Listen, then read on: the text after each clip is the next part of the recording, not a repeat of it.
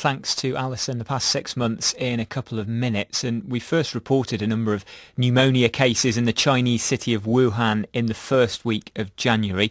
China confirmed a new virus. That local story became a major international one, and our China media analyst Kerry Allen has been following the story closely since those very early days. So let's bring her in now. Always good to have you on, Kerry, and actually just tell us what's happening in China right now as July turns into August. What's going on there with cases?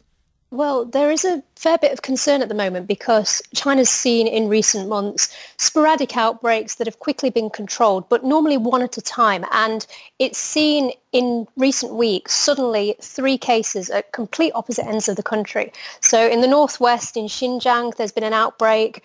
I think there's around 500 people now who've been infected with the virus there. There are also cases in Liaoning province in the northeast, a city called Dalian, where there are around 200 cases. And there's also a lot of concern for Hong Kong, just outside the mainland, which has been entering a third wave. And there are more than 3,000 confirmed cases there. So a lot of concern about whether cases could re-enter the mainland this way, and China could have a situation where it has a second wave. And as you're looking at Chinese media, which is what you do every day, how are they communicating about it these days? What's the government saying to try to keep a lid on these cases?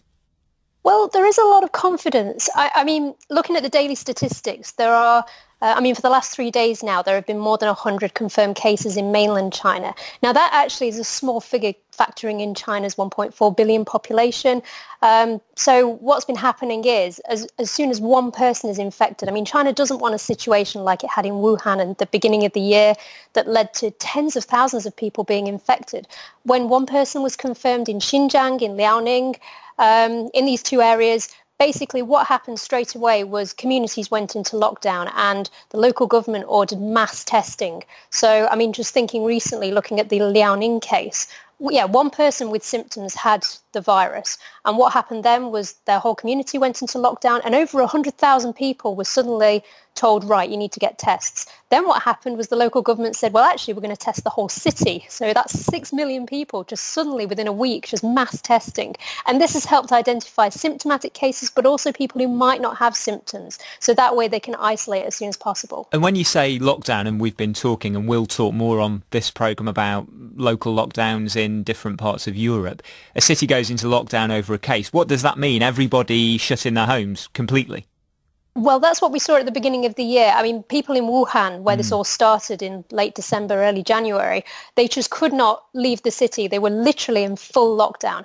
And China's been wanting to avoid a situation where that happens again. So what it's trying to do now is implement a code system where people get their medical records on their phone and they can scan like a traffic light kind of code system. So it's green if they're healthy and they've not been in contact with the virus.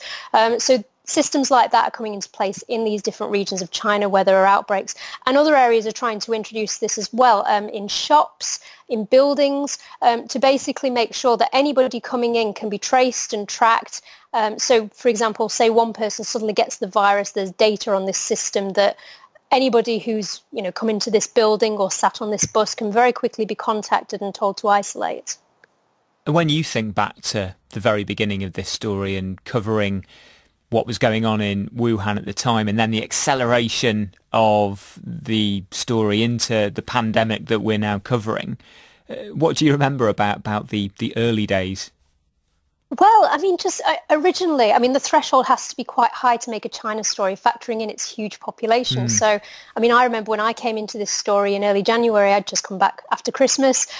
We heard about 50 people who were sick. Nobody had died.